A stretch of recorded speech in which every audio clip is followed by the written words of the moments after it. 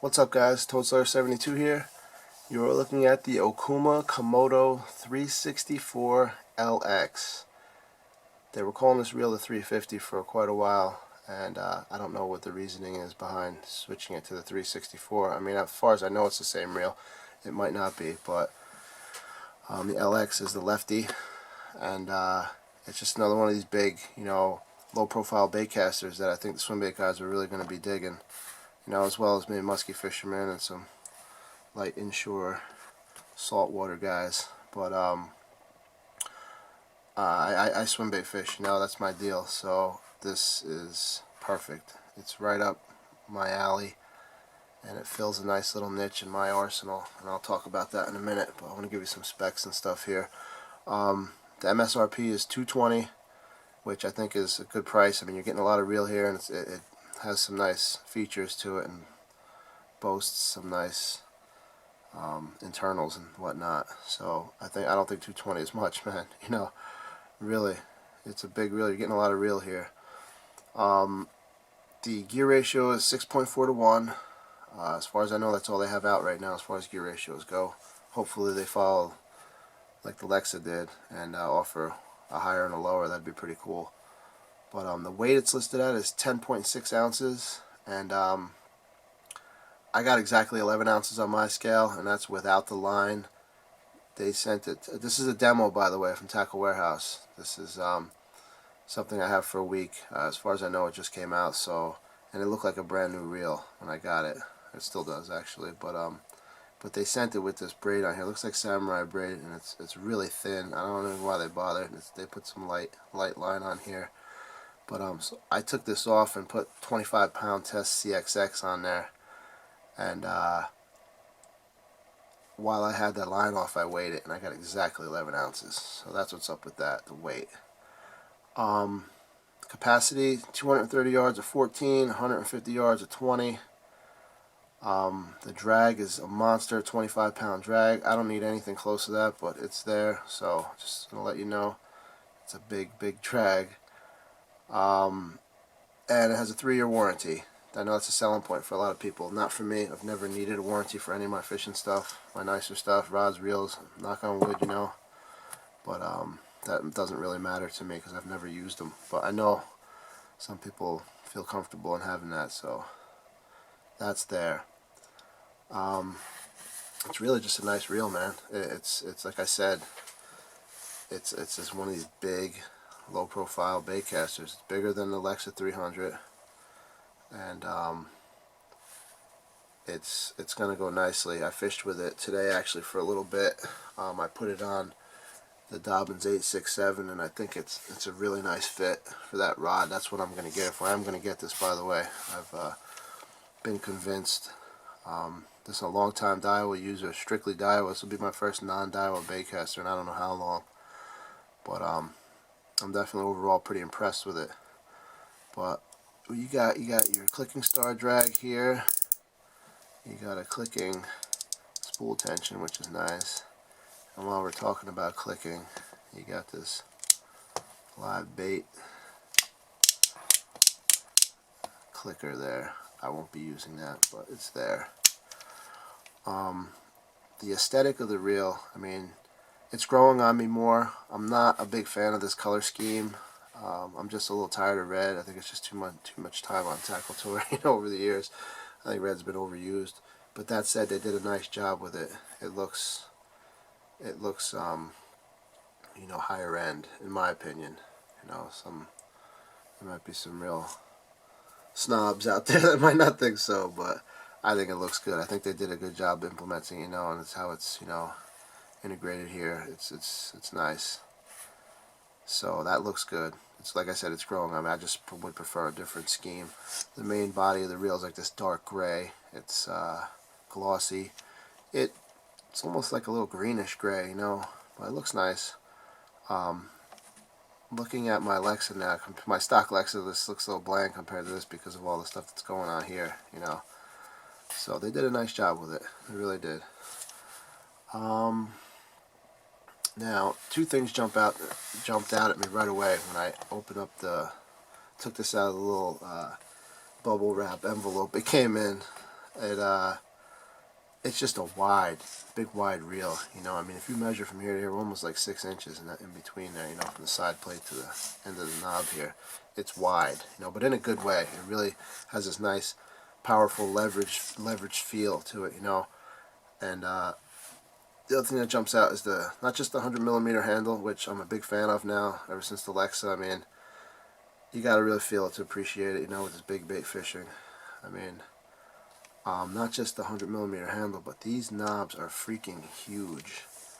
They're just monstrous, and I love them. Absolutely. These things are almost 2 inches long. I mean, they're big. So under that EVA foam, and they just feel so nice for this type of setup, you know. Just the same way the 100mm handle, you know, kind of caught me off guard, and how much I like it now. I'm going to feel the same way about these knobs, you know.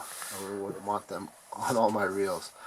But it's definitely nice, definitely, and they're monsters. They really are. I remember me saying that, man. These things are freaking monsters.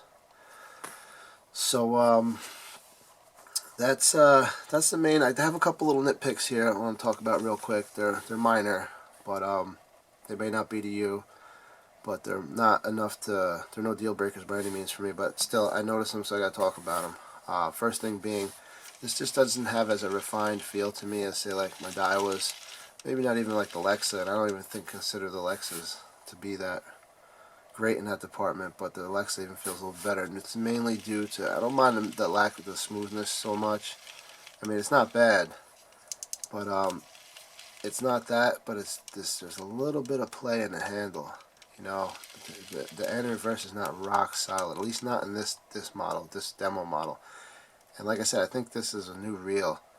I don't think anyone else had it yet, so it's not because it's like been beaten around or whatever.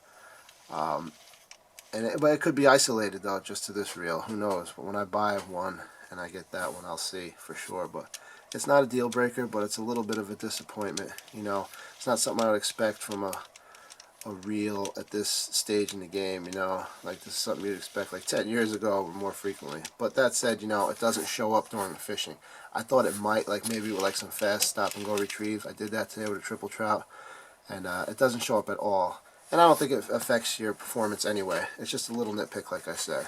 And then the other thing is your centrifugal brake on the inside there. I'm not a fan of that system at all, you know. I'm spoiled by my Daiwas. They all have it on the outside. It's just so convenient. It's not something I do a lot, but it's something I do enough, occasionally enough to, you know, not want to unscrew this and pop it open.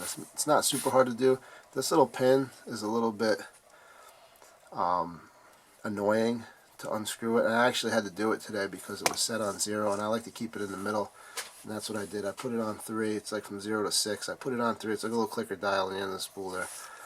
And but I had cold, wet hands. It was windy, and this thing was a bitch, to be honest with you, to open up and just to get started, and then tightening it all the way down. At that point, the beginning and the end was tough with this, but it's definitely a little bit of an annoyance. But again, not a deal breaker, and I know people are probably used to that from other brands of reels.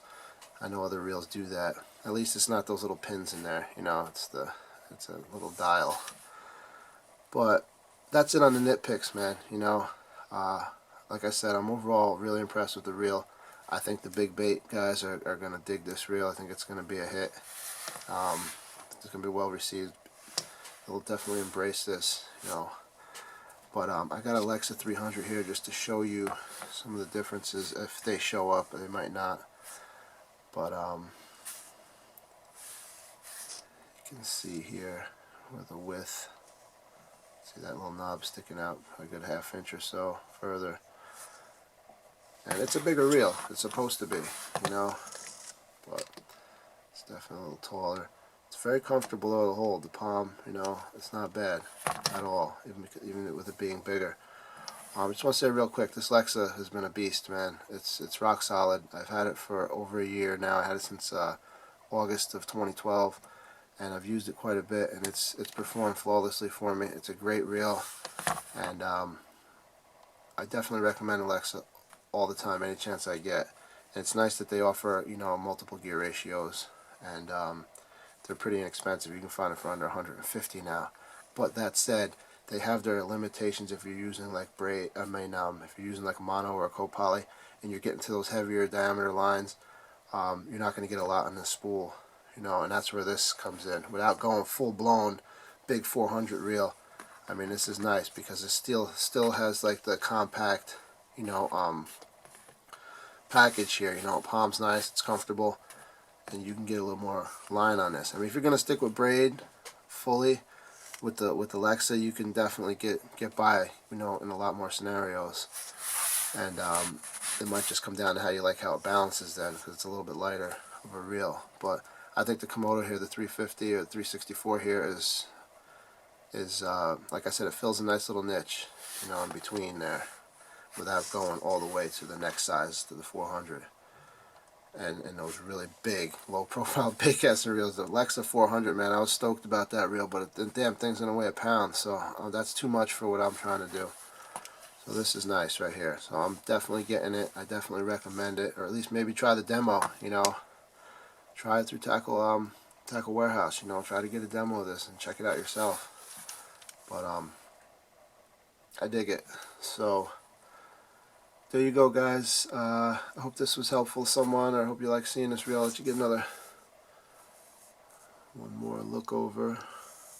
If you're interested in like a real detailed breakdown of this, go on Tackle Tour and look for the thread entitled Enter the Dragon 2014 Okuma Komodo 350.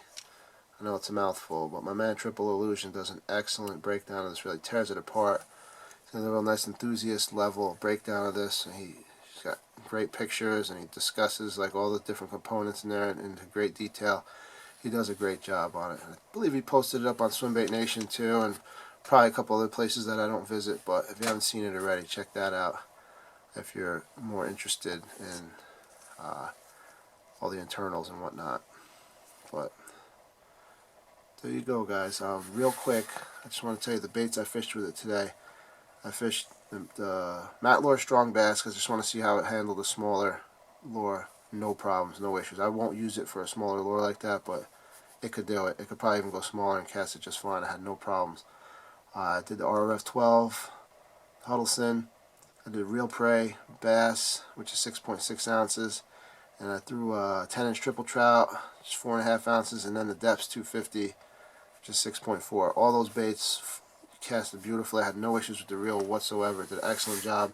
I was really bombing the baits, those rubber baits, though, you know, because they're single piece, they're compact, they dense, you know, those things were really flying. And so this reel is going to be good. I really feel like it is. I felt the same way about the Lexa when I first got it, and it's been dead on. So I'm thinking the same thing is going to be the deal with this reel. So there you go, guys. Again, here's a quick last little look of the Okuma Komodo 364 LX. So I'm telling you, I'm a long time Dio guy, man. Like I said, it's saying something for me to get this. So that's what's up. Alright, thank you very much for watching this, guys. I really do appreciate it, and I hope you liked the video here. Take care.